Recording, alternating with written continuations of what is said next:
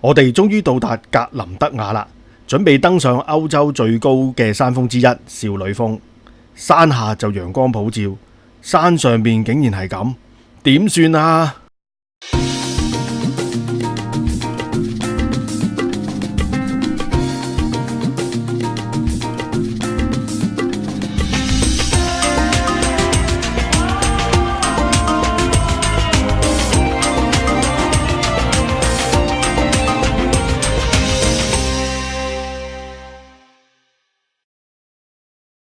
第二集，我哋嚟到海拔1000多公尺嘅格林德亞，作為休息嘅地方。我哋係會喺呢度停留3晚，只要等到合適嘅天氣呢，就會登峰啦。而且呢度由17世紀開始，已經係一個著名嘅度假勝地，補給買嘢都非常之方便。綠油油嘅山景，配合永久冰封嘅山頂，剛好構成一幅精彩嘅畫面。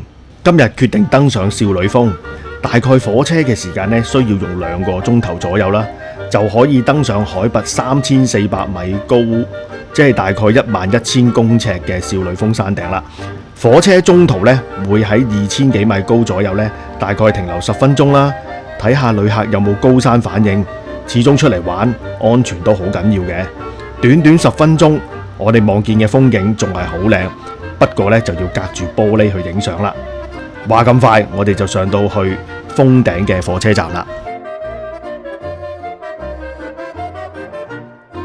能夠登上歐洲嘅最高點，我哋梗係興奮啦。富裕到外面唔緊要，但係一出到外面，人多唔緊要，但係個太陽伯伯呢？我嚟係想影到呢個畫面㗎。雖然環境係咁，但係我哋都會繼續我哋嘅旅程嘅。嚟到歐洲最高點呢，咁啊頭先講咗啦，非常失望，乜都睇唔到，連少少山景都睇唔到。咁唯一安慰下自己呢，就係摸下1萬公尺以上嘅雪啊，睇下點啊，有咩感覺？就係咁啦。嗱，如果依家見到我呢，就真係啦，終於玩下呢，玩到落雪啦。估唔到夏天6月呢，都仲有雪，即係中國人就唔老禮，但係呢，對我嚟講都幾特別。點都要做呢個動作，我決定要喺度瞓一陣，好似瞓喺個雪櫃入邊，好正。喺背脊咧有啲寒風係滲上嚟嘅，好正啊！行翻上去頭先個入口位咧，都好大困難，隱約都見到嘅。預咗咧6月嚟影好靚嘅太陽光雪景啦，咁點知到最尾咧無端端咧就變咗影落雪。咁都係一個特別嘅體驗啦。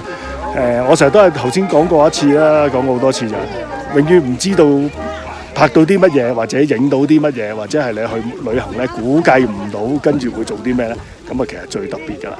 如果樣嘢都係自己預計範圍之外，就冇咁有趣㗎啦。冰宮嘅地面呢係由真正嘅冰組成，所以大家行走嘅時候呢真係要分外小心啦。其次，由於冰河每年都會向下滑，所以呢每隔幾年呢一座冰宮呢都要重新打造一次。所以呢建造呢一個地方呢可以話係集合咗人力同財力嘅結晶啊！我哋帶住有少少失望離開少女峰之後呢，順道可以去一個小鎮叫做盧達本納，亦可以叫做瀑布之鎮。全個鎮呢有72個瀑布，最出名呢就係我哋依家眼前見到嗰一個叫做斯圖河瀑布啦。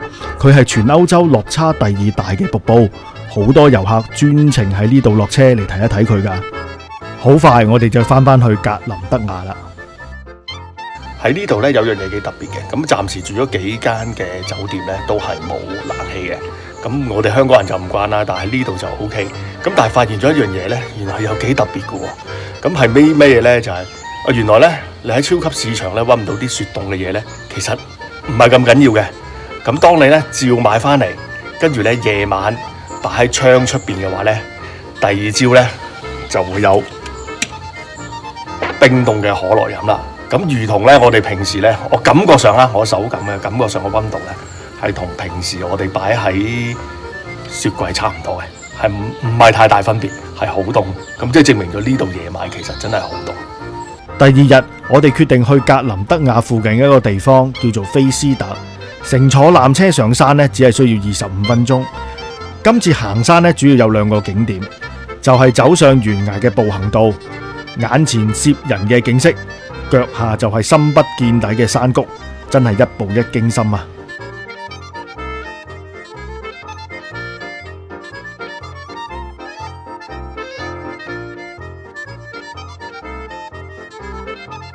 喺雪山流落嚟嘅雪水究竟有幾凍呢？咁我話等我親自體驗下。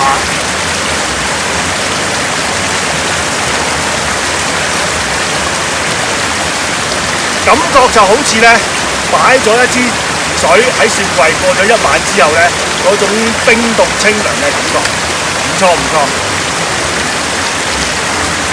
一路行山一路拍嘢呢，其實原來都幾辛苦嘅。呢度雖然都係2000幾公尺，咁但係呢，其實都行落去都幾喘氣嘅。估唔到有機會呢睇到啲咁嘅地理現象啊！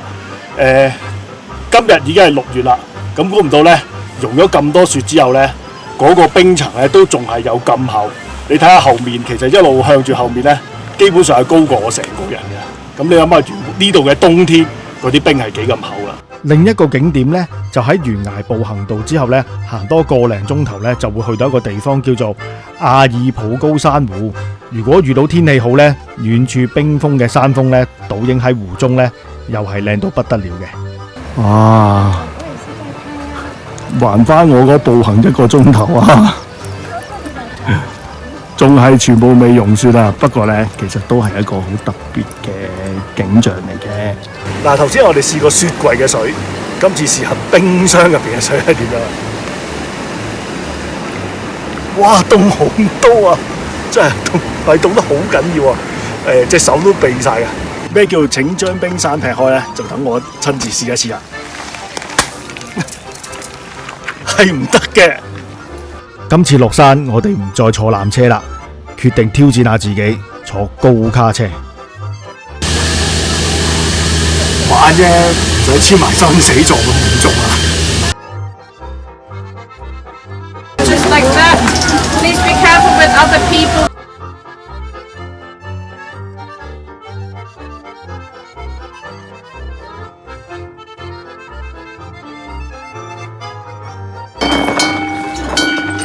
都幾好玩，除咗即係如果你其實慢慢揸嘅話咧，嗰個風景都好好睇嘅，好靚啊！咁同你坐纜車又係一件事嚟嘅。下一集我哋將會去睇下傳說之中嘅金色三角朱古力，另外會登上冰河列車，究竟有咩事令到我咁驚訝？而目的地又係邊度呢？下一集見。